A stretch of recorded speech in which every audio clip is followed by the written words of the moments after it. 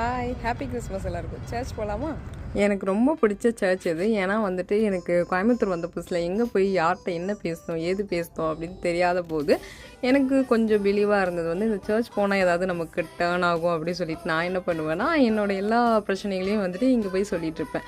But எனக்கு வந்து ஒரு பெரிய விஷயத்தில் வந்து இங்கே எனக்கு ஒரு சொல்யூஷன் கிடச்சிது. அதுவும் ஒரு 2 டைம்ஸ் பக்கம் ரொம்ப பெரிய விஷயத்துக்கு கிடச்சிது. அதுவும் ஒரு விஷயம் வந்துட்டு சடனாகவே நடந்துச்சு.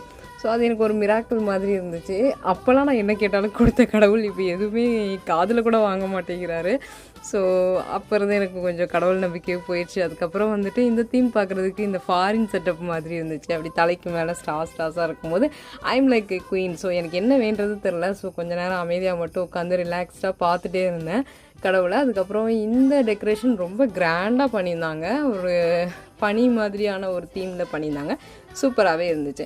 ஸோ இங்கே தான் நான் ரொம்ப நேரம் டைம் ஸ்பெண்ட் பண்ணிகிட்டு இருந்தேன். அதுக்கப்புறம் வந்துட்டு அந்த சர்ச் வந்து ஒரு ஸ்கூலோடு சேர்ந்தது. அதனால் ஸ்கூல் கிட்ஸும் அவங்களோட திறமைகள் எல்லாம் காமிச்சிருந்தாங்க. ரொம்ப அழகாக இருந்துச்சு, நிறைய இருந்துச்சு. நான் கொஞ்சம் தான் கவர் பண்ணேன். அதுக்கப்புறம் இந்த தீம் ரொம்ப ரொம்ப ரொம்ப அழகாக இருந்துச்சு. ஏன்னா வந்துட்டு இங்கே ஒரு கிணறு செட் பண்ணியிருப்பாங்க.